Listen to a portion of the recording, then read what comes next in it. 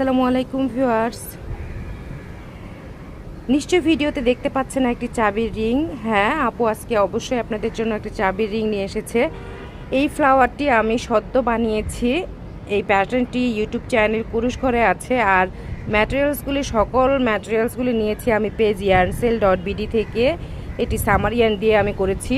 তো নতুন এই প্যাটার্নটি আমি ইউটিউবে আপলোড করেছি, এর লিফ আপলোড করেছি। সকল প্যাটার্ন আপনারা পেয়ে যাবেন ইউটিউব চ্যানেলে।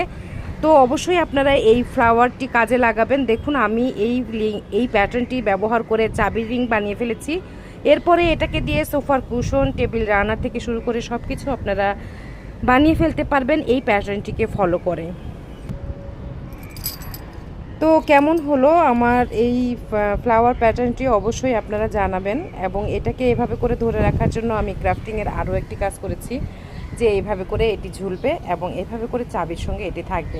ব্যাগের সঙ্গেও এই ধরনের চাবি রিংগুলি ঝুলিয়ে নিতে পারেন, খুবই সুন্দর লাগবে।